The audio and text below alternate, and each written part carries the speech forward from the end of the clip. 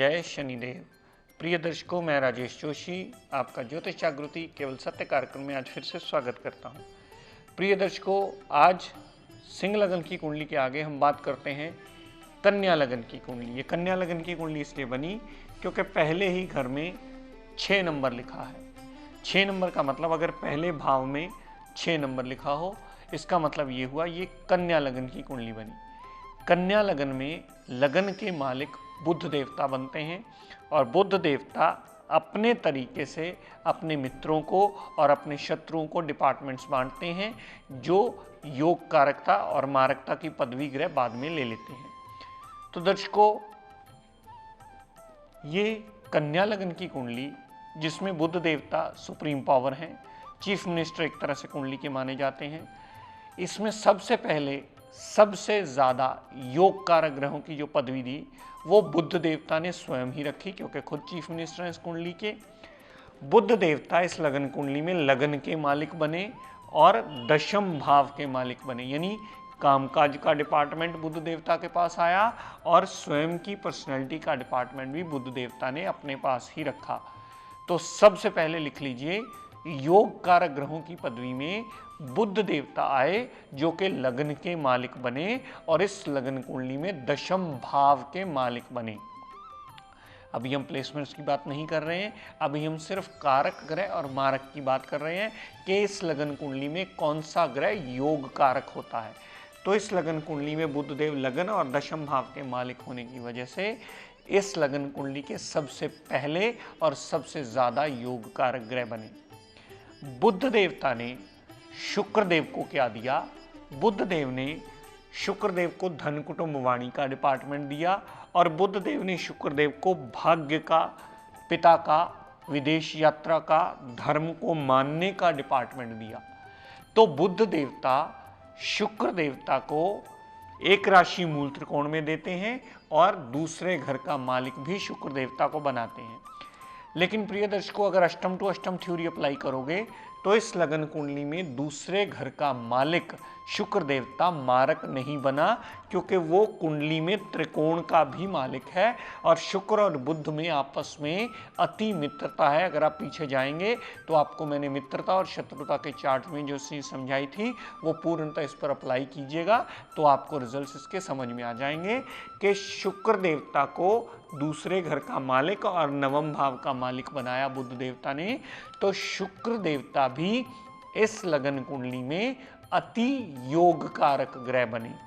अति योग कारक ग्रह का मतलब अच्छे घरों के मालिक और लग्नेश के अति मित्र होना, या लग्नेश से एवरेज या सम का रिलेशन भी होना। लेकिन अगर अच्छे डिपार्टमेंट उसके पास आ जाएं तो सदैव ग्रह को एक एडवांटेज अवश्य मिलता है। जो जातक जिंदगी में इंसान चाहता है, अगर वो अच्छे घर का मालिक है तो वो कुंडली में कहीं ना कहीं हमें एडवांटेज अवश्य देता है।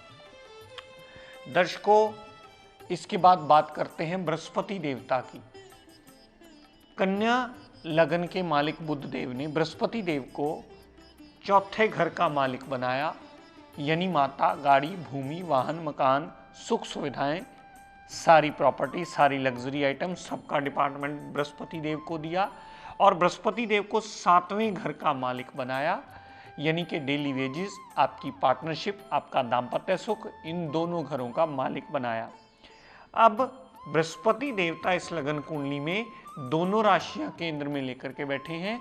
तो अगर बृहस्पति की प्लेसमेंट इस लगन कुंडली में गड़बड़ हो जाए, यानी बृहस्पति तीसरे में आ जाए, पंचम में आ जाए, छठे में, 8वें में और 12वें में आ जाए, तो बृहस्पति को केंद्राधिपति दोष लग जाता है। लेकिन अगर बृहस्पति लगन में आए, दूसरे भाव में, चौथे भाव में, 7वें भाव में, नवम भाव में, दशम और 11वें भाव में आ जाए, तो बृहस्पति की दशा अंतरदशा में जातक को जितना बृहस्पति में डिग्री वाइज बलाबल होता है उतना ही उसे रिजल्ट्स मिलता है। वो जातक को एक राइजिंग देने में सदैव सहायक होता है, अगर उसे केंद्राधिपति दोष ना लगा हो तो इस लगन कुंडली में सदैव याद रखिएगा प्रिय दर्शकों कि बृहस्पति की प्लेसमेंट डिसाइड करती है कि वो कुंडली में कितने अच्छे रिजल्ट्स देने में सक्षम हुआ है। दूसरी सबसे बड़ी बात, उसकी डिग्री वाइज बलाबल से डिसाइड होता है वो अच्छे की परसेंटेज कितनी रहेगी रिजल्ट्स देने की। अगर तीसरे, पांचवें, छठे, आठवें, 12वें में बैठा हुआ तो बृहस्पति देवता केंद्राधिपति दोष से दूषित होंगे और अपनी दशा अंतर्दशा में कदापि अच्छा रिजल्ट नहीं देंगे। अगर बाकी 7 घरों में वो पड़े होंगे तो वो सदैव अच्छा फल देने में अपनी दशा अंतर्दशा में सक्षम जरूर होंगे। तो बृहस्पति की प्लेसमेंट इस कुंडली में डिसाइड करती है कि वो अच्छा हुआ या बुरा हुआ। दर्शकों, आगे बात करते हैं बृहस्पति के बाद शनिदेव की। बुध देवता ने शनिदेव को क्या दिया? शनिदेव को पंचम भाव का मालिक बनाया, यानी इस लगन कुंडली में संतान का मालिक शनिदेव बने, लव रोमांस का मालिक शनिदेव बने, जातक के पेट का मालिक शनिदेव बने, यहां जातक के लव रोमांस का मालिक शनिदेव बने, अनसर्टेन गेन्स का मालिक शनिदेव बने। इस लगन कुंडली में जातक की विल पावर और कॉन्फिडेंस लेवल, एजुकेशन लेवल को देखने के मालिक भी शनि देवता को ही बनाया गया और शनिदेव की साधारण राशि कुंडली के मूल त्रिकोण भाव में दे दी बुध देवता ने। तो एक राशि मूल त्रिकोण में आने की वजह से शनिदेव को इस लगन कुंडली में योग कारक ग्रह माना जाता है, चाहे उसकी मूल त्रिकोण राशि छठे भाव का ही मालिक क्यों न बने। छठे भाव से हम रोग, ऋण, कर्जा, दुर्घटना, मुकदमा, court case, litigation, house of competition, ये सारी नेगेटिव चीजें देखते हैं। तो शनिदेव भी इस लगन कुंडली में अति योग कारक ग्रह बने, जो कि पंचम भाव और छठे भाव के मालिक हैं और लग्नेश के साथ शनिदेव की अति मित्रता है। तो प्रिय दर्शकों, आप नोट कर लीजिए, इस लगन कुंडली में सबसे पहले कारक ग्रह बने बुध देवता, जो कि लगन के और दशम भाव के मालिक हैं। इस लगन कुंडली में दूसरे कारक, यानी कारक, योग कारक को हम शॉर्ट फॉर्म में कारक बोलते हैं, फुल फॉर्म उसकी योग कारकता होती है। जैसे महादशा होती है, शॉर्ट फॉर्म में उसको दशा कहा जाता है, लेकिन फुल फॉर्म उसकी महादशा मानी जाती है। तो बुध देवता 2 भावों के मालिक बने, लगन के और दशम भाव के। इस लगन कुंडली में योग कारक ग्रह बने।